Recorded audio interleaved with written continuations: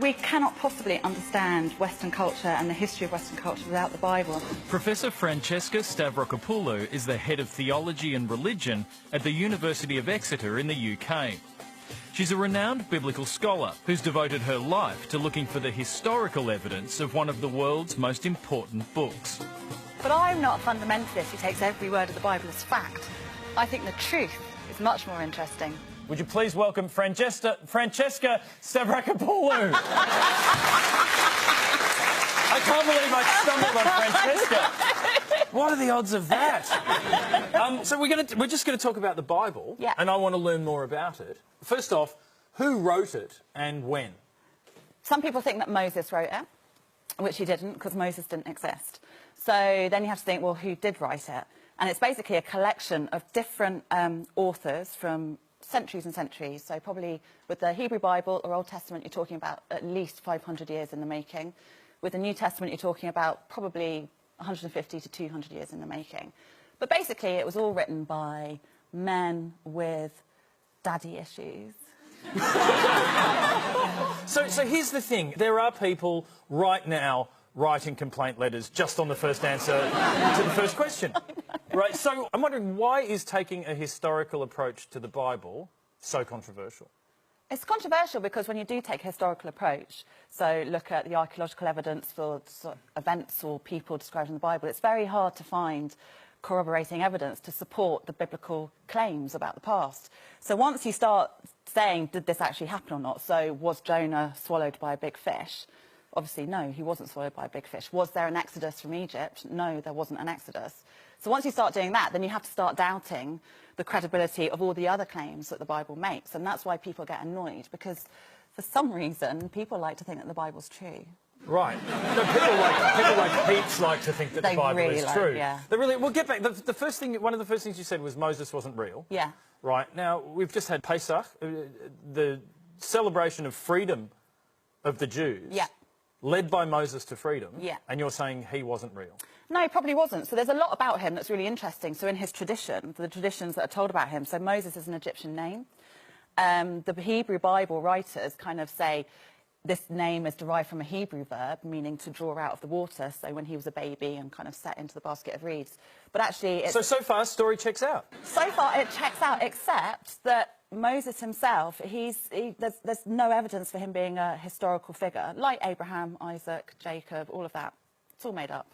But he's drawn on different sorts of religious figures that probably were around very broadly in the culture. So he's like a bit of a magician. So, you know, he's like, woo, look at this star. Yeah, we all like a good magician, yeah, but some people want to believe it's more than that. How do you know? Like, when you say none of that was real, it was all made up, how do you know? Because dating the texts, you can see, in terms of the Hebrew words that are used, in terms of some of the details, like references to camels.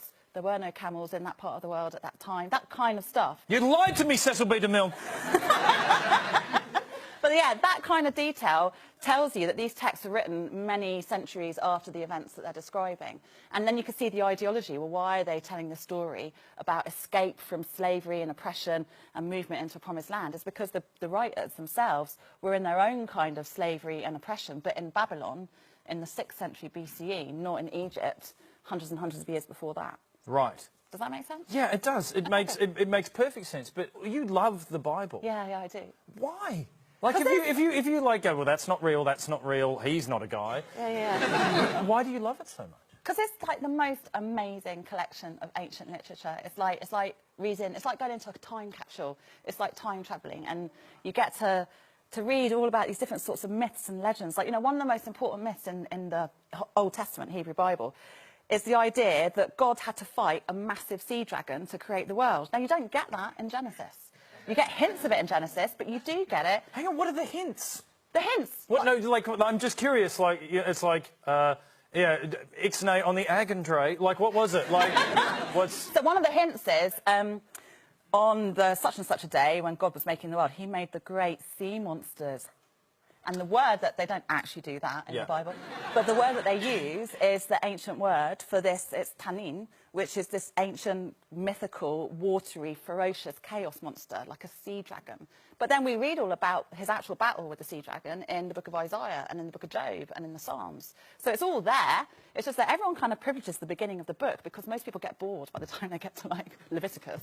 And they don't bother reading There's just so much admin in Leviticus. I know, It's like, this is what you do with mildew. Put it in a drawer, see if it grows. Call a rabbi, burn your house down. Like, But detail's important in that kind of thing, you know, particularly. Well, mildew it still plagues us today. So I've been to Jerusalem, the old city of Jerusalem, and it's amazing when the places mentioned in the Bible are in front of you. Like, I stood in the Garden of Gethsemane, and the fact that these are real places starts to make you feel like this is more true. Why does it become more compelling? Because it's in a place that exists. Whether you're, you know, an atheist like me or you're religious like other people, the Bible has played such a massive role in our lives, right from when we're kids, that somehow to be in these places, I think you can't but help. Just feel engaged and excited and curious. And to go somewhere like Jerusalem, where obviously the Bible still matters, because as we know, Jerusalem is still the kind of the heart, the kind of the central place for Judaism, Christianity, and obviously Islam as well. And we know the political tensions, we see it on the news all the time. You can't but help feel impacted by that. Now, you've already pointed out a few things that weren't real in the Bible. What was real? Like, I believe the Garden of Eden, you believe, was a real place. Well, I believe it's based on a real place. It's based on the Jerusalem temple that was supposedly built by Solomon and was destroyed, and we think probably historically it was destroyed by the Babylonians in the 6th century BCE. And the temple itself is meant to be like the dwelling place of the god. And like humans, God wants a nice house and he wants a nice garden. And it's the meeting place between the heavenly realm and the earthly realm. And so it was filled with trees, and it was a very sensory experience going into the temple. There were nice smells of incense, and that's what the story of Eden is based on. The idea is that human beings, or a king in this case, was in a very privileged position like that with God. He messes up, he gets expelled from the garden, so he's like thrown out of the temple, and that's when the temple historically is destroyed and the kings of Israel no longer exist. So if you were editing the Bible, what would you take out? Is there anything that you'd remove? New Testament? No. I mean, that's pretty controversial. Surely not all of the New Testament. Okay, Paul. Anything written by St. Paul. Just all of Paul? Yes. That's like taking Paul out of the Beatles. He was pretty important. No, because Paul wrote a huge amount of the New Testament. Yeah. He was, by and large, the founder of the church. He is the founder of Christianity. So what have you got against Paul? He goes on and on and on. It is a bit like he took everything he wrote. Like, I wrote some letters to the Corinthians. I'll put that in. Yeah. Did the Corinthians ever write back? You know, we don't know if they did. Maybe. But he's so down on humanity. He's just really kind of like, oh, you humans, you're so bad, you're so sinful. And it's like, oh, come on. We're not that bad.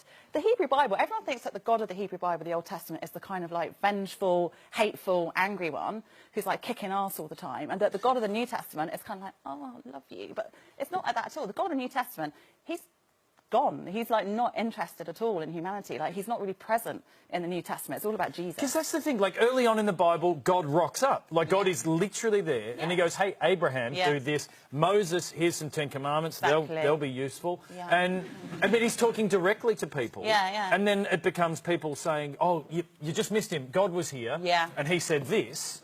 And then by the end of it, it's like, I know a guy who spoke to a dude who saw...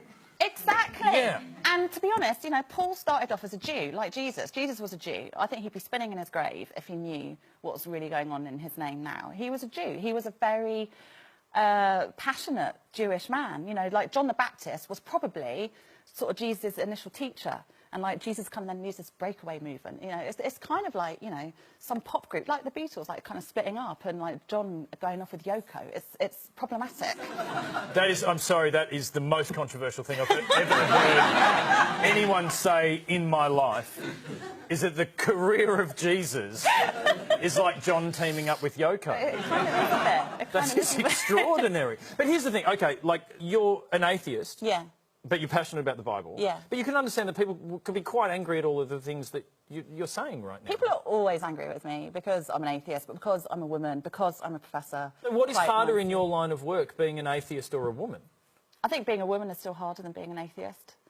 Because I'm an atheist, because people can't say to me, because most people in my field, most academics are Christian or Jewish, so I say to them, I haven't got the same emotional investment in these texts as you do, but nonetheless, I still think these texts are really important. They are the absolute bedrock of Western cultural preferences and values. So it's important, it's responsible, I think, to critique those ideas and say where they come from and how kind of representative should this be, how important should these texts be. The Bible is a cultural icon, whether we like it or not, whether we believe in it or not. So that's why it's important to study it. But I think I've got one up on most other scholars because I'm not invested in it. It's not going to, I mean, my soul's not going to hell or to heaven because I don't believe in a soul and I don't believe in hell and I don't believe in... Do you ever worry that you might hurt people by saying what you think is the factual truth about the Bible? No, because I don't think, I'm not like some kind of Richard Dawkins figure. Who's obviously the most famous atheist in the world, probably. Like, he's the John Lennon of atheism. Yeah, you're right, yeah. But he's rude to people. He's unkind to people, I think. And he tells people that they're stupid. I don't think that people that have faith or belief are stupid at all. That's their choice. And I recognise that there are lots of different ways of being in the world. So at the same time, so I try and be polite to people. I'll say what I think. I'll say, yeah, well, I don't think Moses existed. Other scholars would disagree with me. A lot of scholars would agree with me. But I don't want to be rude about it, so I respect other people because I'm a human being and I like people. You believe what you want to believe, that's completely fine, but your Bible belongs to me as well. You know, it belongs to all of us. It's like had this huge impact globally, so it's not just your text, it's mine as well, so I've got every right to study it. These books shape the world more than any other books have ever done. How do you think we're using them wrong? Well, our gender politics, for a start, is completely biblically based. The idea that there are just two genders, that they are made by God and in the image of God, that idea has massively damaged the environment because human beings think that they're like the best and that they're at the top of like kind of the apex of creation, and therefore that they can go around you kind of raping and pillaging the world and its resources and its animals. So, you know, those are just two examples: sexism, or patriarchy, and environmental damage that the Bible's responsible for. Can I just ask you to fact-check something for me very quickly, okay? Because I have this Noah's Ark toy, all right? So here's the Ark, right? Yeah, There's the Ark there. That's Noah. Happy. Can I start straight away? White dude? Right. Yeah. So Noah was not white? No. Okay. Okay, carry on. So, okay. Well, I think that raises an obvious question about the elephants.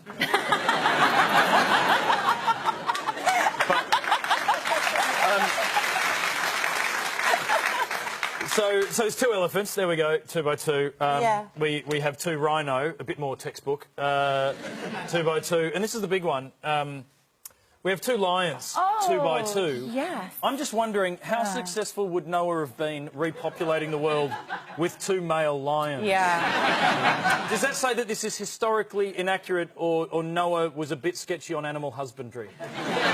Either he was sketchy or he didn't really get the right instructions from God. I'd be more inclined to blame God. God was very busy. He's going, look, I'm busy making a flood, grab some lions. I don't have time to do everything. This is why I love the Bible, honestly. Well, we loved having you here to talk about it. Thank you so much for your time. Would you please thank Francesca Stavrokopoulou? Thank you so much.